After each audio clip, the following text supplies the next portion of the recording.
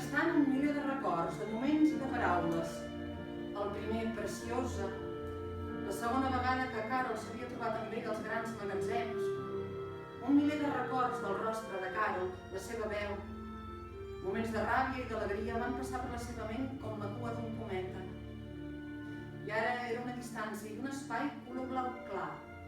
Un espai que s'estenia i que ara travessava de sobte com una llarga fletxa. La fletxa creuava un abisme increïblement ample amb facilitat.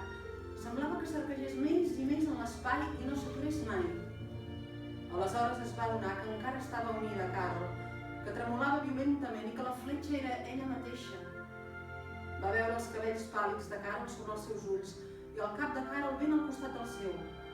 I no li calia preguntar si allò estava bé. Ningú no li havia de dir, perquè això no podria ser millor ni més perfecte. Va agafar Carol amb força contra el seu cos i li va notar la boca contra la seva somrient. Therese jeia quieta, mirant el rostre de Carol a només centímetres del seu. Aquells ulls grisos, serens com mai els havia vist, com si retinguessin part de l'espai del qual tot just acabava d'emergir. I semblava estrany que allò fos encara el rostre de Carol, amb les pigues i les celles rosses arquejades que tan bé coneixia. La boca tan serena ara com els ulls, tal com Therese havia vist moltes vegades. El meu àngel, va dir Carol, com caigut de l'espai.